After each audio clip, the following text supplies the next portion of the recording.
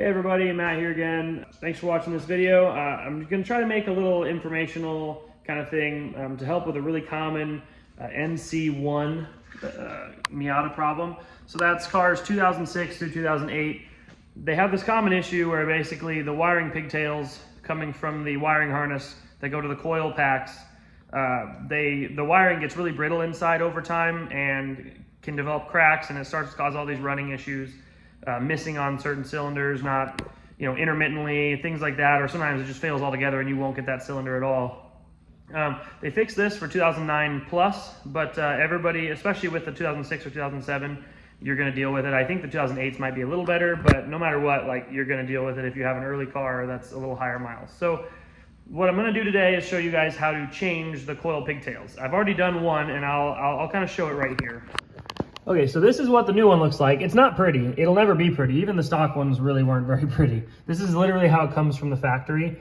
What I did is I opened this all up, I snipped the wires, and I wired in a new pigtail right here that just kind of connects basically from here to here.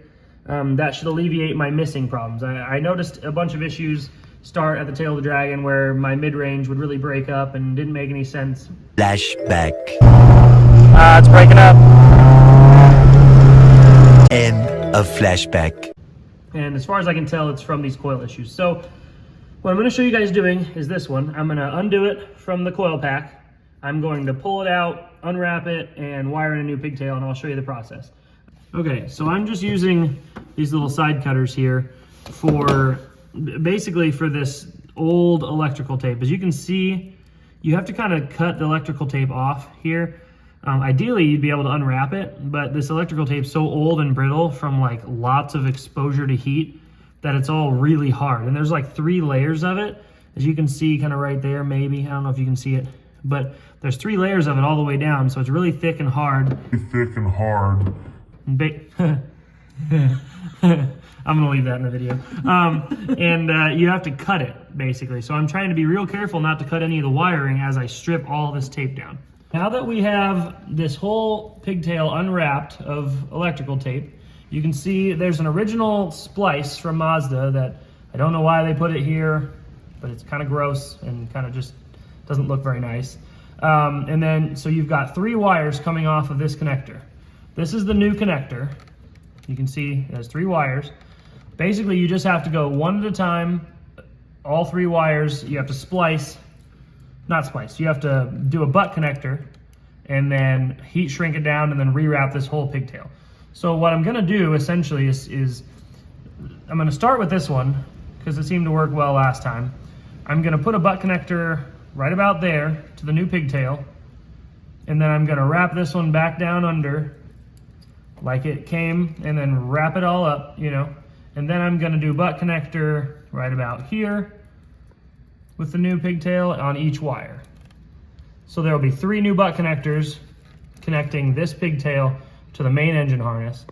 And then that should alleviate the problem of all these, because these, I can't really explain this to you that well. If you could feel it, you'd understand. They're so brittle. These are like rock hard this is a 2006, so 18 years of heat under an engine bay has made somewhere in these wires fail. I don't even know which one, but at this point it's not worth figuring it out. You just replace all of them and it'll be better. This is what it looks like once I have one done, okay? So I have butt connector, 2 ends of the wire, one from the new part of the pigtail, one to the old. And then what happens is basically you cut, you crimp, and then you heat this connector so that it gets watertight. Now, I don't have a heat gun, so I'm literally using fire. I was told it's a bad idea to do that. But I'm gonna do it anyway because that's all I've got. So let me show you doing one more of these, okay? And then I will show you the finished product when I'm done. So essentially what I'm gonna do is I'm gonna find where this butt connector will fit nicely, right? So about there, that's about as far as I can go before I get into this main harness line down here. So what I'm going to do is I'm going to cut in the center here, right about there, and then I'm gonna plug in the new wire. Figure out where the center of that is. I can go to about there, it looks like. Clip.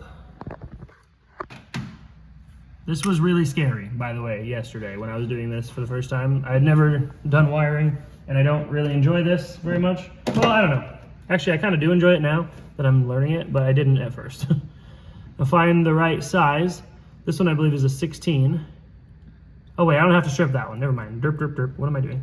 I gotta strip the new one. So, you gotta find the corresponding wire, which looks like from this, the one that I just did, was the left one coming out of the actual, like the connector. So I need to find the left wire from the new connector, and I'm going to cut that to be the same length as what I just cut off, or roughly the same length. It doesn't have to be perfect.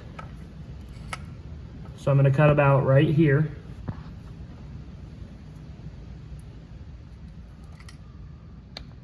Okay. And I'm going to strip the end of that wire with the 14 size here. Stripping scares me too because it's kind of, it comes off so violently. Okay, so I've got the end of that stripped. Now it's going to be butt connector time. Bring connector, thunk right in there. Right? Is it showing up okay in the video? Yeah, just whenever you're doing it, I would make sure to kind of tilt it so that you can see it. Okay. Now that it's in the butt connector, I'm gonna take my crimp real tight. There we go. So now you've got the wire crimped in there and it can't come out, not easily anyway. So then what we're gonna do is strip this end right here, feed that in, and butt connect up to that. Bring our stripper down here. Take our 16 size. There we go. Can you see that okay? Cool. Now we're gonna stick the butt. Stick the end into the butt. We're doing butt stuff here. It's very exciting. And I'm gonna crimp.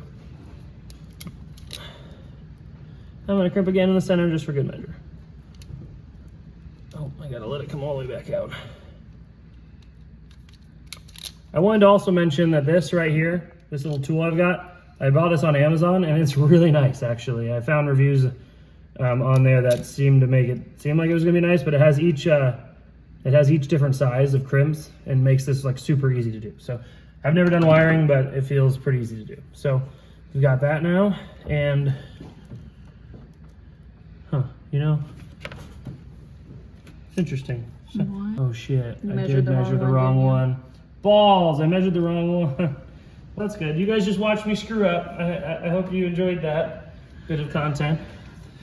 If what I did doesn't make sense to you, I accidentally measured off the wrong wire. This was the center wire that went to this pigtail here, and I measured the left one off this one by accident. As you can see, there's a huge difference.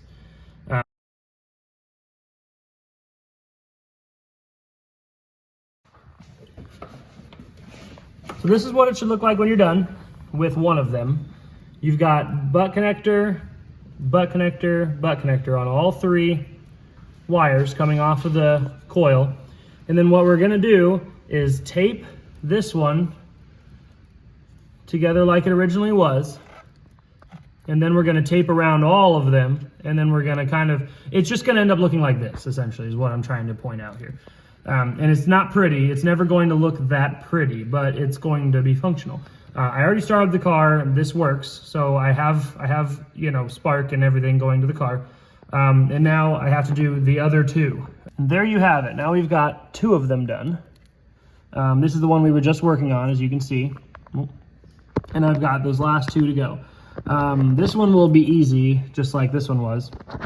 That one under there is gonna be kind of a pain, but we'll get there. I will show you a finished product at the very end and show you the car running. Before I move on though, I just wanna give you an FYI. That one that I kind of screwed up and measured wrong and had a really long loop coming out like that, I ended up cutting it again and doing a different butt connector so I could shorten it up. It was just going to annoy him, like what little OCD that I do have, and I couldn't leave it that way. So I fixed it. I forgot to film it, but just so you know, I did it. 2 hours later. And with that, we are done. I finished wrapping it all up. I used electrical tape, and then I went over it with this wire harness tape. It's supposed to be better for like heat dampening and water resistance, things like that. And frankly, it just looks a little nicer. It's not as shiny as the electrical tape from the factory. I've already started it once, but let me just show you guys that it does run. So I'll have my lovely wife record.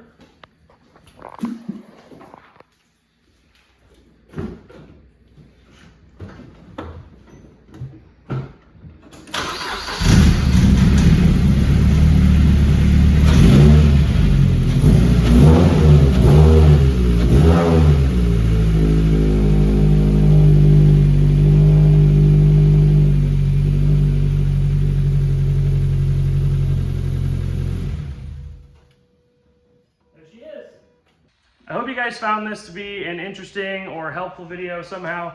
To be honest with you, I kind of dreaded this whole thing. It's my first time ever doing any sort of wiring at all. And I'm actually relying on this car as a daily driver. I have to drive it to work tomorrow.